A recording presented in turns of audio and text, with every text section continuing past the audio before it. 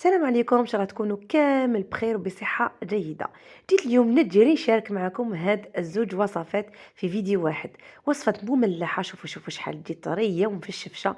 راح نديروها بدون طماطم، نوجدوا لاصوص تاعها في وقفه، وراح نديروا مع بعض ايضا شوربه فيرميسيل بالخضره على طريقتي. نحب ندير فيها انواع متنوعه تاع الخضره اللي موجوده في الثلاجه، راح تجيب بنينه. تبعوا غير الخطوات. اول حاجه نبداو بعجينه المملحه. جيبوا هنايا الباسينه تاعكم العزيزه ولا اي وعاء، ووجدوا له الغطا ديالو.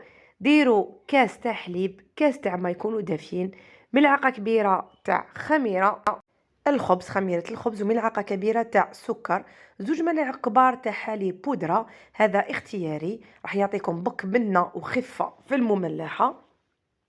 نخلطوا هاد المكونات ونضيفوا عليهم ملعقة قهوة تاع ملح. انا هنا كما راكم تشوفوا ما خليتش لو لوفان هذاك يطلع، يعني درت المزيج مباشرة. نصف كأس من الزيت، تقريبا النصف، يعني ما لحقتلوش سوا. ونبدا نطم بالفارينه. العجينه تاعنا راح لازم تجي عجينه كيما تاع البريوش، راح نتحكموا فيها من بعد بالزيت في يدينا، يعني راح تجي تلتصق بزاف. قد ما تكون هكذاك خفيفه، قد ما راح نخبطوها وتولينا الاستيك، قد ما المملحه تاعكم راح تجيكم خفيفه ومهوات ومفشفشه كيما يحب الخاطر.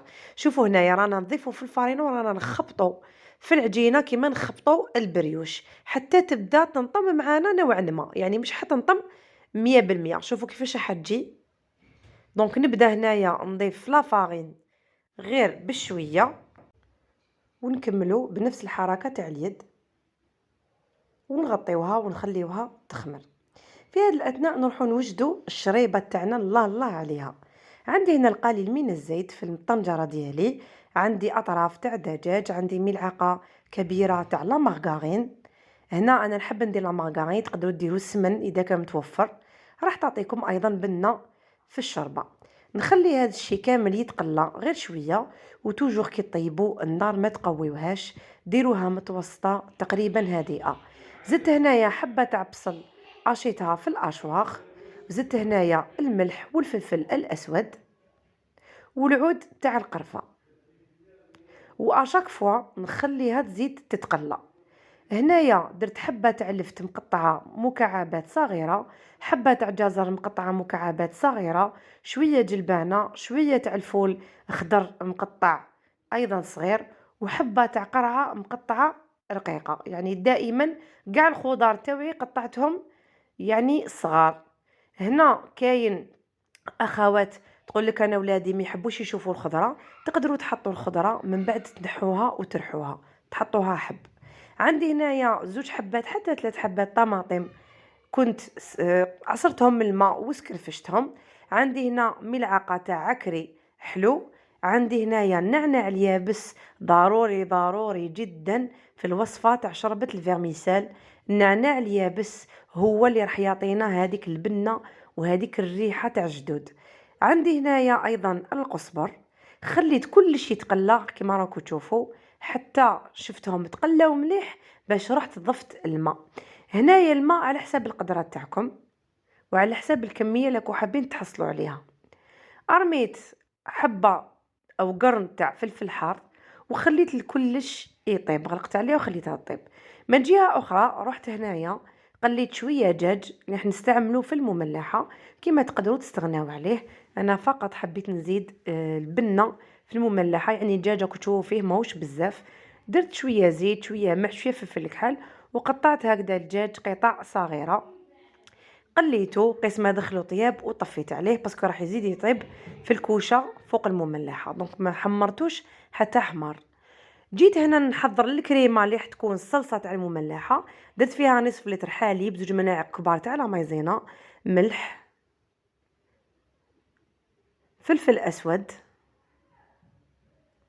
وراح نضيف ايضا عليها ملعقه كبيره تاع لا مارغرين. نخلط كلش ونحطه فوق النار مع التحريك المستمر حتى تعقد معانا، ونخليوها تبرد. لازم تبرد يعني تماما، والا تبرد لكم اوموا بدرجه حراره الغرفه.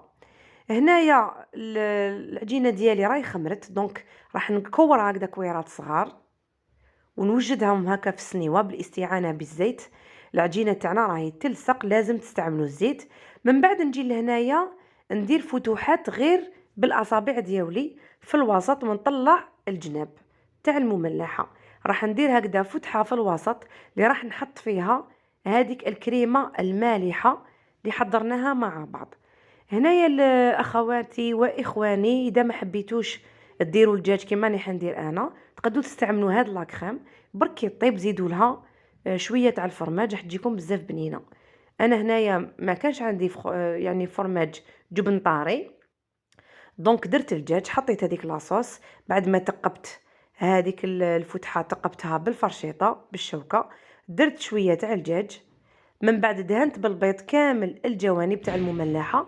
نتوما راكم تشكلوا، وهذوك الخبيزات راهم يخمروا في نفس الوقت، خاصه اذا كان المطبخ سخون، يعني راكم طيبوا فيه وراكم شاعلين الفرنوات.